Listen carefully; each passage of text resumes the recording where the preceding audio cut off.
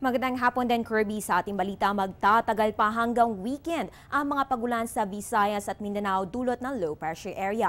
Huling namataan ng LPA sa layong 245 km southeast po yan ng Borongan City o 165 km silangan naman ng Surigao City. Asahan pa rin po ang mga mabibigat na pagulan dito sa may Bicol Region, Eastern at Central Visayas, Caraga, Northern Mindanao at Davao Region. Makaranas naman ng light to moderate rains at thunderstorms dito sa may Calabarzon, Mimaropa, Western Visayas at nalalabing bahagi ng Mindanao. Ayon kay Pag-asa weather forecaster Joey Figuracion, inaasahan nga magtatagal pa ang mga pagulan dito hanggang sa Friday bago po ito tuluyang kumilos pa kanluran patungong West Philippine Sea. At pagdating dito ay tataas anya ang tsansa nitong ma-develop sa pagiging isang bagyo. Kung kayo'y nagtatanong bakit hanggang ngayon ay hindi pa rin ito idinedeklarang bagyo, yan po ay dahil hindi pa ito makapag-intensify dahil sa cold and dry air na dulot ng malakas na amihan.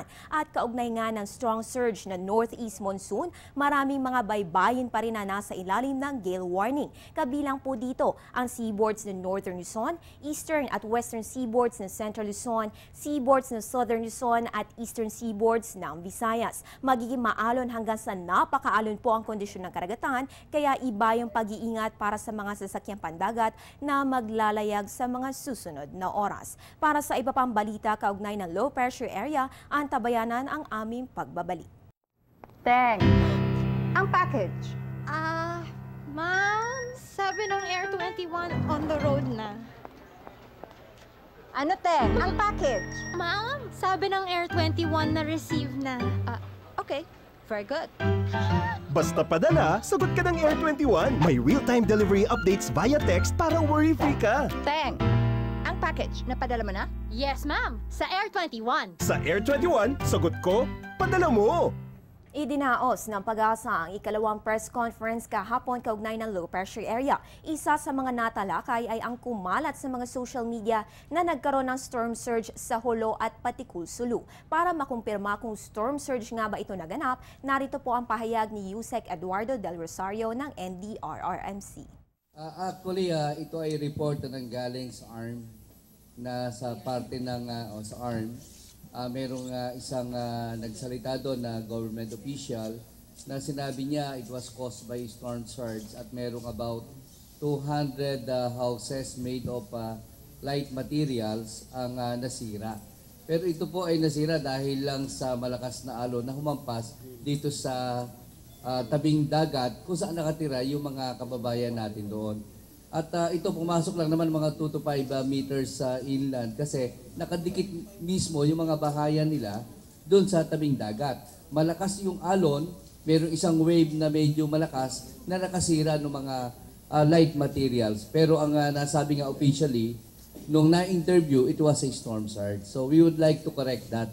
Kasi hindi po pwedeng magkaroon ng storm surge, wala namang hangin o bagyo na magdadala ng storm surge. So wala po Napag-usapan rin sa naturang press conference ang mga hoax messages patungkol sa isang malakas na bagyong Mala-Yolanda na tatama sa Pilipinas ngayong Enero. Narito po ang panawagan sa ating mga kababayan ni Yusek Del Rosario. So, ang kailangan po natin dito ay yung kooperasyon ng ating mga kababayan, makinig sa mga advisories at ang pakinggan lang po natin yung from the official sources. Na sabi po kanina ni Director Vic, maraming mga lumalabas sa mga text messages and basically mga hoax messages lang naman ito.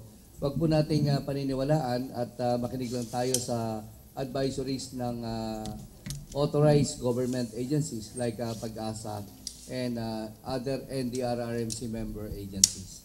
At yung iba po kasi nating mga kababayan ay walang magandang magawa o baka walang magawa, kaya nag-issue na lang ng mga messages na nakasisira sa ating mga ginagawang mga advisories at nagpapagalo lamang sa ating sitwasyon. So makinig po tayo at makinig sa radyo, manood ng TV for the right advisories that will come from Pag-asa and NDRRMC member agencies. Maraming pong salamat. At yan ang latest mula dito sa Pag-asa DOST. Ako po ang inyong weather girl April Enerio para sa Telebisyon ng Bayan. Balik sa iyo, Kirby.